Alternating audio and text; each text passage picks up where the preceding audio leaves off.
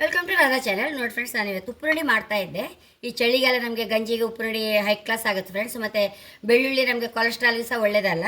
ಹಾಗಾಗಿ ನಾವು ಆದಷ್ಟು ತಿಂತಾ ಇದ್ದರೆ ಬೆಳ್ಳುಳ್ಳಿ ನಮ್ಮ ಹೊಟ್ಟೆೊಳಗೆ ಹೋದರೆ ಸಹ ಒಳ್ಳೆಯದು. ಹಾಗೆ ಅದಕ್ಕೆ ಈ ಗಂಜಿಗೆಲ್ಲ ಸಹ ಬೋರ್ ಆಗುವಾಗ ತಿಂಡಿ ಎಲ್ಲ ಮಾಡ್ಕೊಂಡು ಕೆಲಸ ಬೋರ್ ಆಗ್ತದೆ ನಮಗೆ. ಆವಾಗ ಗಂಜಿ ಉಪ್ಪುರುಳಿ ಹೈ ಕ್ಲಾಸ್ ಆಯ್ತು ಫ್ರೆಂಡ್ಸ್, ತುಪ್ಪ ಹಾಕಿ ಊಟ ಮಾಡೋಕ್ಕೆ. ಅದಕ್ಕೆ ಈಗ ನೋಡಿ ಗೋಟಕಾಯಿ ಇಟ್ಕೊಂಡಿದೆ ಒಂದು. ಬೆಳ್ಳುಳ್ಳಿ ಹೆಚ್ಚು ಹಾಕೊಂಡ್ರು ಒಳ್ಳೆಯದು, ಕಡಿಮೆ ಹಾಕಿದ್ರು ಸಹ ಪರಿಮಾಣ ಬರುತ್ತೆ ಫ್ರೆಂಡ್ಸ್. ನಾನು ಹೆಚ್ಚು ಹಾಕಿಬಿಡೋದು.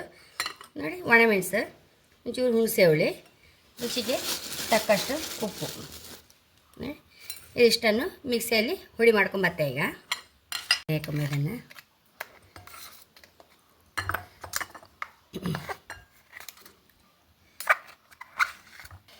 ನೋಡಿ ಫ್ರೆಂಡ್ಸ್, ಎಷ್ಟೋ ರುಚಿಯಾದ ಉಪ್ಪುರುಳಿ ರೆಡಿಯಾಗಿದೆ.